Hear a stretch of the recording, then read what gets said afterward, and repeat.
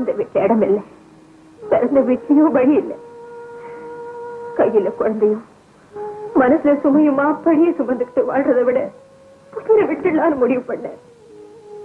தற்கொலைக்கு தயாரா இருந்ததா என் குழந்தைய கொல்ற பாவத்துக்கு தயாரா இல்லை. அவளுக்காகவாவது வாழ்றதுன்னு முடிவு பண்ண வாழ்ந்துட்டு இருக்கேன். ஆனா அவளுக்கு என்னமோ நான் இப்படி வாழ்ந்துட்டு இருக்கிறது பிடிக்கலங்கிற. உஷாவுக்கு மட்டுமில்ல, எனக்கும் தான். அது தப்பு, நானும் புரிஞ்சுக்கிட்டேன். அதனாலதான் இப்ப உங்களோட தைரியமா பேசுறேன், தாராளமா பழகிறேன். இதுக்கெல்லாம் ஒரு காரணம் இருக்கு. அந்த காரணத்தை என்கிட்ட கேட்டு தெரிஞ்சுக்க வேண்டிய அவசியம் உங்களுக்கு இருக்காது. ஏன்னா எல்லாருடைய இதயத்தையும் தெரிஞ்சு எழுதுற நீங்க என் எண்ணத்தையும் புரிஞ்சிருப்பீங்க நம்புறேன். சபாஷ்.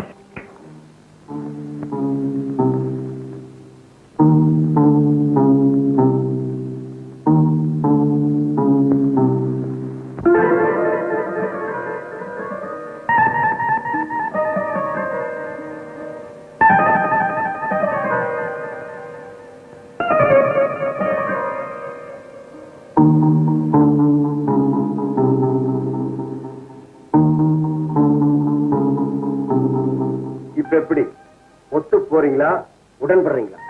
ஒத்து போறதா இருந்தா இதை எடுத்துக்குங்க, உடன்படுறதா இருந்தா திருப்பி கொடுத்துருங்க.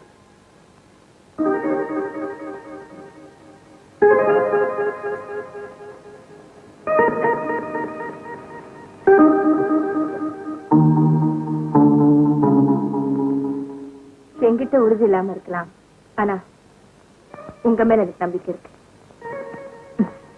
நான் உங்களை நம்பித்தான் ஆகணும். அது தப்புன்னு புரிஞ்சுக்கிட்டேன். அதனாலதான் இப்ப உங்ககிட்ட தைரியமா பேசுறேன், தாராளமா பழகுறேன். இதுக்கெல்லாம் ஒரு காரணம் இருக்கு.